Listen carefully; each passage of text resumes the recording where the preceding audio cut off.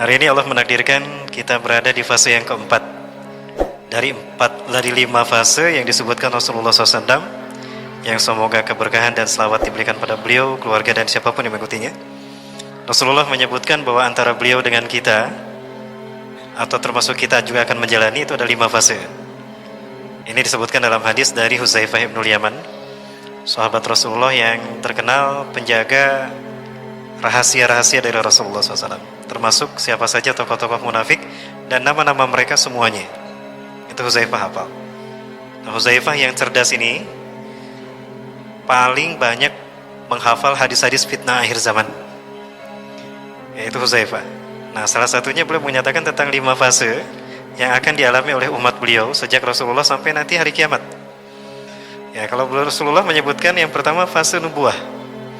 Takunu nubuwatu fikum masyaallah an takuna summa yarfa wa idza sya'irfa. Adalah kenabian itu ada di tengah-tengah kalian yang keberadaannya atas izin Allah. Jadi kenabian ini memang sudah kehendak Allah, diakhiri oleh Nabi Muhammad. Walaupun Nabi Muhammad ini nabi yang berada di akhir zaman, namun penciptaannya lebih awal daripada alam semesta. Kononnya di dalam kitab takdir, ya, dalam kitab takdir yang ada di dalam kitab Qada dan Qadar, itu disebutkan bahwa sebelum Allah menciptakan langit dan bumi, ternyata cahaya Rasulullah sudah diciptakan lebih dulu, Ustaz. Itu yang disebut dengan Nur Muhammad. Jadi Rasulullah ini terjaga secara fisik dan secara lahir dan secara ruhiyahnya. Adapun sifat-sifat basyariahnya, iya, ada terkena oleh hal-hal yang dialami oleh manusia biasa, karena beliau manusia. Nah, kemudian Allah kehendaki beliau ini sebagai nabi yang terakhir hidupnya. Hal ini yang membuat para nabi dan rasul semuanya berharap, ya Allah, hidupkan aku di zaman Muhammad Rasulullah SAW. Saking mulianya beliau, saking berkahnya hidup di zaman beliau. Semua nabi dan rasul meminta demikian. Tapi cuma satu nabi yang Allah kabulkan, yang hidup di zaman umat Nabi Muhammad, dan itu pun tidak bertemu dengan beliau di dunia. Siapa? Nabi Isa alaihissalam. Hanya Nabi Isa yang Allah kabulkan. Dan itu pun karena terkait hal-hal lain. Itu terkait dengan kebangkitan Islam itu tadi. Nah, Rasulullah SAW Allah takdirkan hidup hanya 23 tahun bersama umatnya setelah beliau menjadi Nabi dan Rasul. 13 tahun pertama orang-orang mengenal periode Makkiyah.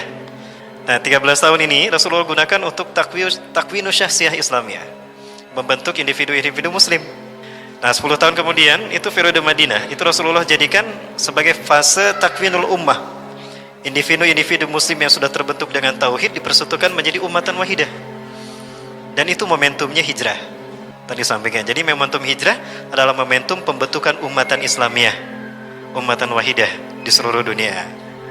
Nah, itu Rasulullah SAW. Ya, kemudian Rasulullah wafat di tahun 632 Masehi. Kemudian Rasulullah menyatakan summa takunu khilafatan ala minhajin nubuwah. Kemudian akan muncul kehilafahan yang mengikuti manhaj kenabian. Khilafah itu diambil dari kata akhlafa yukhlifu khilafatan. Artinya sistem di mana sistem ini dipimpin oleh khalifah. Pemimpinnya disebut khalifah, sistemnya khilafah. Manhaj artinya metode, nubuah kenabian.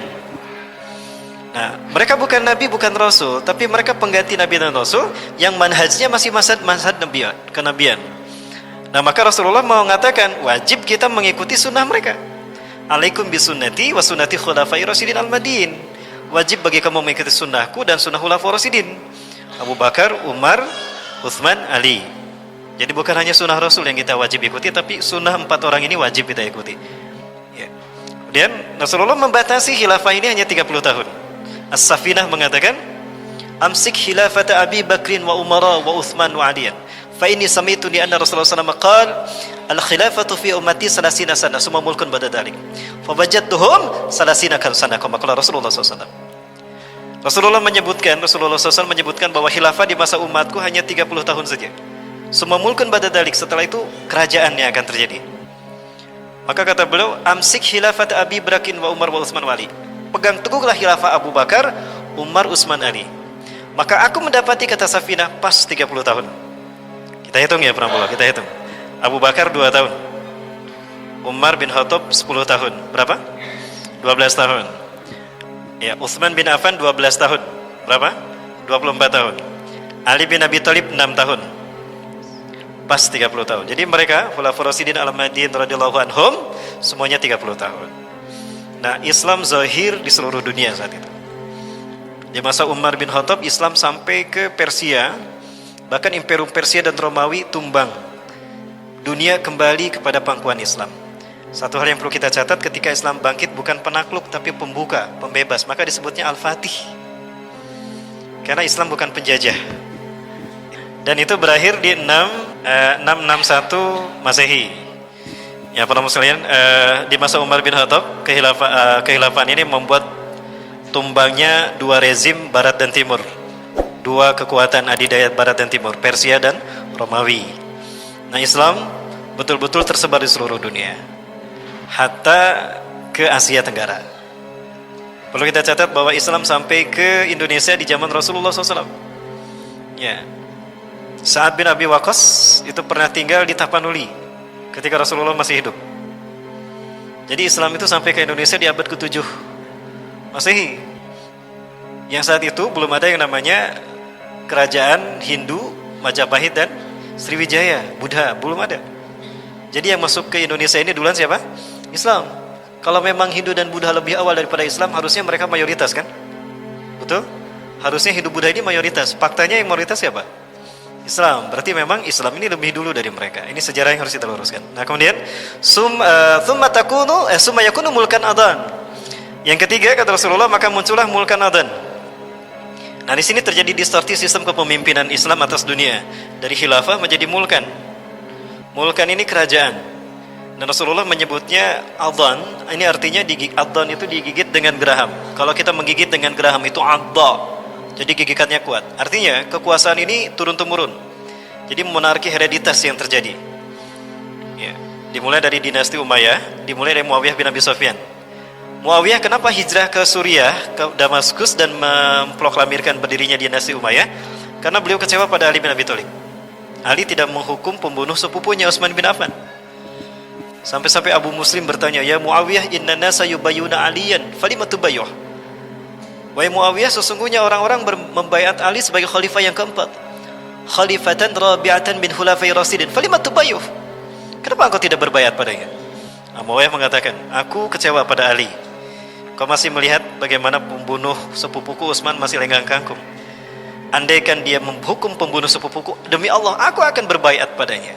Tapi kau lihat sampai hari ini dia tidak menghukumnya. Maka aku pun tidak berbaiat. Maka beliau pergi ke Damaskus. Nah, disitulah dimulainya dinasti Umayyah, menandakan dimulainya fase mulkan adhan. Nah, hereditas turun-temurun. Kekuasaan berpindah dari ayah kepada anak, dari anak kepada cucu, dari cucu kepada cicit, dari cicit kepada buyut. Ya. Tapi walaupun mereka mulkan adhan, monarki hereditas, mereka masih bertahkim pada Quran dan Sunnah. Maka mereka zahir di muka bumi dan tidak tanggung-tanggung. Allah beri fase bagi mereka 1262 tahun. Jadi tercatat 3 periode dari 5 periode bagi umat Nabi Muhammad itu dipegang oleh umat Islam. Jadi umat Islam berkuasa memimpin dunia dari Rasulullah 610 sampai 1924. Itu 1315 tahun. Kita catat para muslimin, kita kaji, kita analisa. Ada tidak selama 13 abad lebih tadi perang dunia terjadi? Tidak ada. Genosida terjadi tidak? Tidak ada. Yang ada justru banyak yang eksil ke wilayah Islam, seperti orang-orang Yunani yang ada dalam aneksasinya orang-orang Rusia. Mereka hijrah kembali ke wilayah Turki Utsmani. Ternyata lebih indah dan lebih enak di zaman Turki Utsmani, di wilayah Turki Utsmani. Bahkan diongkosin tuh sama Khalifah Turki Utsmani supaya balik lagi ke wilayah Turki Utsmani dan diberikan hak tinggal di wilayah Turki Utsmani. Dikasih sertifikat tanah lagi. Bagaimana hebatnya Islam. Nah, inilah Islam Rasulullah. Nah, kemudian fase yang keempat kata Rasulullah, summa yakunu mulkan jabarian. Kemudian muncullah mulkan jabarian. Mulkan kerajaan. Jabarian itu sombong, diktator, kejam, main bantai. Nah, ini dimulai kalau dalam hitungan sejarah dari 1924, berakhirnya Turki, itu berakhirnya sistem berakhirnya fase mulkan adhan. Maka fase yang keempat ini adalah fase mulkan jabarian, dimulai sejak 1924, runtuhnya Turki Utsmani sampai hari ini. Nah, di fase inilah Barat memimpin dunia. Dan di fase ini Rasulullah menyebutkan terjadinya fitnah duhaima. Duhaima itu artinya gelap. Jadi siapapun manusia di muka bumi, hatta janin yang ada dalam rahim ibunya, kena dari fitnah duhaima. Itu dasarnya fitnah akhir zaman. Ya, janin aja kena, mulai dari makanan, minuman, obat-obatan, vaksin, itu sampai masuk ke janin. Nah, fase yang keempat ini Barat yang memimpin dunia. Bani Rum, Rasul menyebutnya Bani Rum.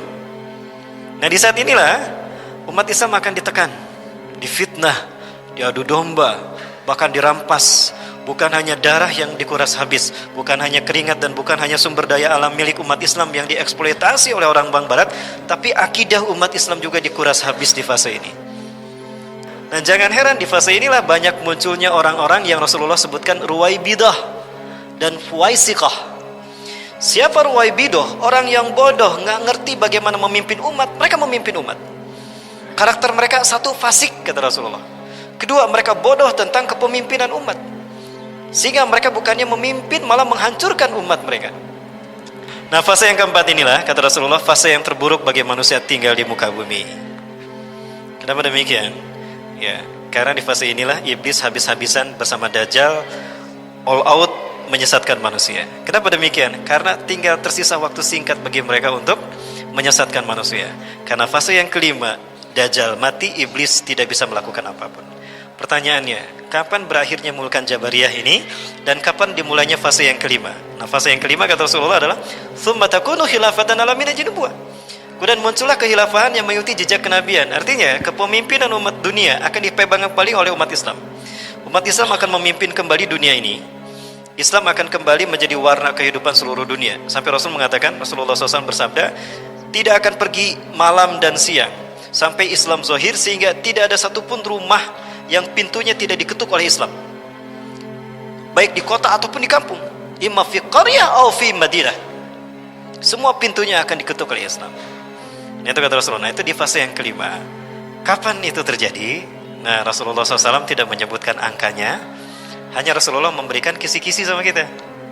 Apa kisi-kisinya? Nah, kisi-kisinya adalah di dalam hadis dari Abu Hurairah, riwayat Imam Abu Dawud radhiyallahu an. Saya temukan di dalam kitab An-Nihayah fil Fitan wal Malahim, Imam Ibnu Katsir rahimahullah, ya hafizahullah. Beliau juga menyebutkan sebagaimana yang disebutkan oleh Syekh Muhammad bin Abdurrahman Al-Arifi di dalam kitabnya Nihayatul Alam, atau juga di dalam tafsir Ibnu Katsir Al-Bidayah wa Nihayah. Nah, pada musim ini rahmati Allah, Rasulullah menyebutkan, Inna Allah yabasu min hadhil ummah ala ra'si kulli mi'ati sanah may yujadidu laha dinaha. Sesungguhnya Allah akan mengutus dari umatku ini setiap 100 tahun sekali seseorang yang akan membuat agama ini diperbaharui, akan memperbarui agamanya. Artinya di saat itu terjadi, Islam akan bersih semuanya. Gak ada yang namanya madhab-madhab yang perbedaan, gak ada. Islam satu saat itu.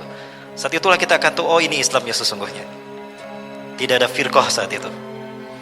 Yang kedua, Islam akan memimpin dunia 100 tahun sekali. Yang ketiga, dunia akan damai sejahtera. Karena beliau dikatakan pemimpinnya ini, khalifahnya ini, ya malul ardo adan wa qistan. Dia akan memenuhi dunia dengan keadilan dan kesejahteraan, kama muliat zulman wa jawran, sebagaimana sebelumnya penuh dengan pembantaian, genosida dan sebagainya. Nah, Rasulullah memberi kisi-kisi tadi 100 tahun satu kali. Kapan tepatnya terjadi hanya Allah yang tahu. Cuma kita bisa menghitung. Andaikan angka 1924 adalah angka kejayaan Islam sebelum kita, maka kita bisa menghitung angka kejayaan berikutnya kapan? 1924 ditambah 100, 2024. Ya, berarti berapa tahun lagi Bapak Ibu sekalian?